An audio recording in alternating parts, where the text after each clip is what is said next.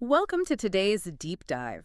Whether you're a lifelong dog owner or just, fiercely curious about how we manage the health of our animal companions, we have something really special for you today. Yeah, we really do. It's a fascinating topic. It is. So today's source material is actually a transcript from the season finale of the VitalPet podcast, Poodle Health Academy. Right. And I want to be clear up front. Our mission for this deep dive isn't just a recap of, fun dog facts. No, definitely not. We're here to distill an entire lifetime of health advice for poodles into a core philosophy of actionable, lifelong habits.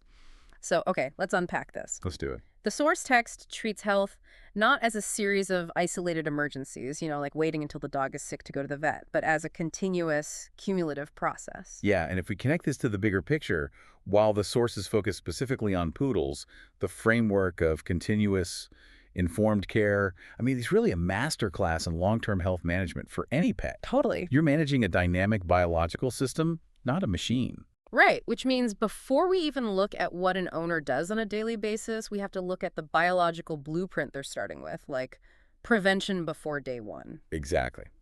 The source emphasizes that the foundation of all of this is responsible breeding and breed awareness. It is literally the foundational step before you even think about food or exercise or vet visits. So knowing what you're walking into. Yes, you're inheriting a genetic legacy. And they highlight some very specific genetic predispositions based on the size variety of the poodle. Right, because there's a big difference between a standard and a toy poodle. A huge difference. For example, standard poodles have a well-documented risk for hip dysplasia. Okay, hip dysplasia. Yeah, which is basically a structural mismatch where the ball and socket of the hip joint don't align properly, so they grind. Ouch. Right. And then on the other end of the spectrum, toy poodles are highly prone to severe dental crowding. Because their mouths are so tiny. Exactly. The teeth are packed in there, which traps plaque. Plus, across the entire breed, there are specific eye, skin, and hormonal conditions just kind of lurking in the DNA. But let me play devil's advocate here for a second. Sure. Does knowing all these potential genetic diseases just turn you into an overly anxious helicopter pet parent? Like, am I going to be staring at my dog every second, waiting for their hip to give out? That's a super common fear. But the expert in the source calmly clarifies that breed awareness is about informed attention, right? Not generic anxiety. Okay, what's the difference? Well, anxiety is just worrying. Informed attention means knowing a standard poodle's joint risks.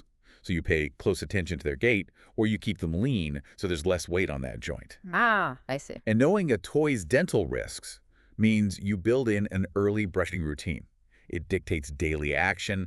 It doesn't just, sit there causing panic. It gives you a playbook. Exactly. You're actively mitigating risk every single day. Okay, so now that we understand that genetic blueprint, how does that translate into, say, Tuesday morning?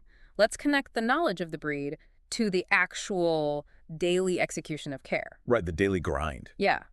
The source breaks this down into 3 interacting pillars for lifelong health: appropriate nutrition, consistent physical activity, and purposeful mental engagement. And the key there is that scale really matters. Right, because of the size difference again. Exactly. Yeah. A toy poodle needs meaningfully less distance and physical exertion than a standard. You can't just treat them like a generic dog. But the mental engagement piece, that's universal for the breed. Right? Oh, absolutely. And this is huge. Mental engagement isn't just a bonus activity. It is a daily biological need due to the breed's sheer intelligence. Wow. So they actually need it to be healthy. They do. The sources detail specific examples, like short training sessions, scent searches, and puzzle toys. Because if you don't engage their brain, it leads to chronic stress. And that elevated cortisol actually suppresses their immune system over time. Here's where it gets really interesting. It's like compound interest for their health. Oh, I like that analogy. Yeah, because eyeballing the food bowl or, skipping a mental puzzle doesn't ruin a dog in one day. Right. It's not an immediate crisis. But over months and years, that inconsistency bankrupts their quality of life. It really does. And the source points out that the biggest mistake owners make is precisely that inconsistency. It leads to excess weight, behavioral issues, and deep boredom. So we have to be monitoring this stuff every day. Everyday health monitoring is crucial. You should be checking for their ribs without feeling excess fat covering them. Looking for a visible waist. Exactly. Checking coat quality, monitoring their appetite, and just paying attention to their general demeanor. Okay, so we've covered the internal engine, right? The food, the exercise, the brain power. But with poodles, the outside of the dog demands just as much strategic maintenance. Oh, the grooming. This Yes. is such a misunderstood area. It really is. The source is emphatic that grooming is emphatically not cosmetic. It is functional healthcare. What's fascinating here is how the coat actually works. It's dense, it continuously grows, and it can literally trap moisture and debris against the skin. Like a sponge? Exactly. And that can hide early signs of severe skin issues or infections. You won't see it until it's really bad if you aren't grooming them properly. And they specifically call out ear care, too. Oh, ear care is critical. Because of the breed's specific hair growth inside the ear canal and the floppy shape of the ear, airflow is terrible.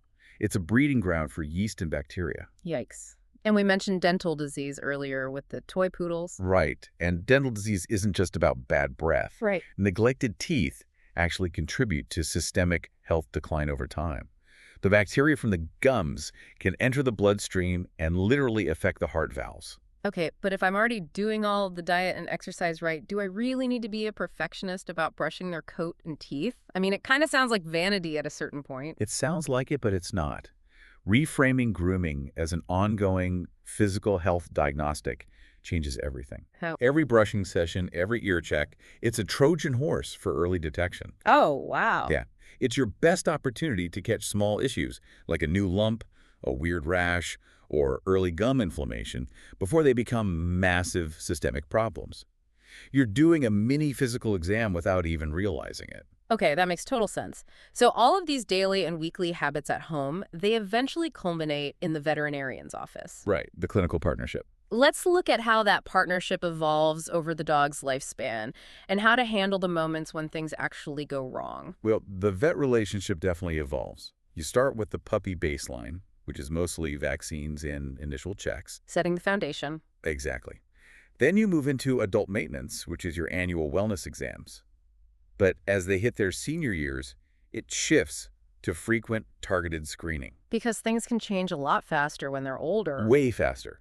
The pace of biological change accelerates, so you have to stay ahead of it. But through all stages, catching things early remains the constant goal. Which brings us back to monitoring at home. Yes. But here's the catch.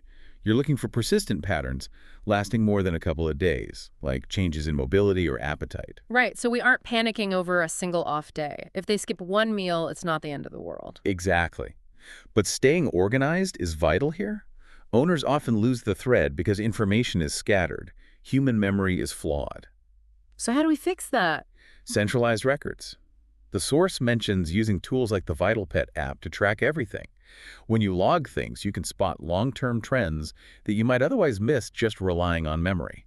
It's like reading a continuous book series rather than standalone novels. Oh, it's a perfect way to put it. If a vet has seen the dog across all life stages, they know the underlying plot and they can spot subtle character changes much faster than a new vet stepping in for a single chapter. Precisely. Having that data is everything. Yeah. But we also have to talk about when it's not a subtle change. When it's an emergency. Right, the sudden stuff. Emergencies versus routine care. Sudden or severe symptoms require immediate care. We're talking about bloat, difficulty breathing, unproductive vomiting, or sudden collapse. Bloat is terrifying. It is. It progresses incredibly fast. And that's why you have to have urgent care locations and medical histories prepared before the stress of an emergency. Yeah, you don't want to be Googling the nearest emergency vet at 2 a.m. while your dog is in distress. Exactly. Preparation is a massive part of healthcare. So what does this all mean for you? If we synthesize everything we've talked about today, a healthy poodle, or really any dog, isn't the result of one big decision. No, it's not just buying the best food once and calling it a day. Right. It's the compounding result of small, consistent, informed choices across an entire lifetime. The dog's intelligence and adaptability give back generously to the owner who shows up consistently. They really do. And, the sources highlight that this breed is incredibly emotionally attentive and responsive to the effort you put in. Yeah, they're so sensitive to their owners. Which leaves us with a really interesting final thought. It raises an important question for you to consider. If a dog is that highly tuned to its environment and its owner's emotions, how much does the owner's own daily stress and emotional state physically impact the dog's long-term health baseline? Wait, really? Yeah. Like our stress becomes their stress? Exactly. We Yeah. meticulously measure their food, we track their vaccines, but perhaps the most unmeasured variable in their lifelong health checklist is us. Oh, wow. That is a wild thing to think about. We're part of their environment just as much as the house or the yard. Completely. Well, that is definitely something to mull over.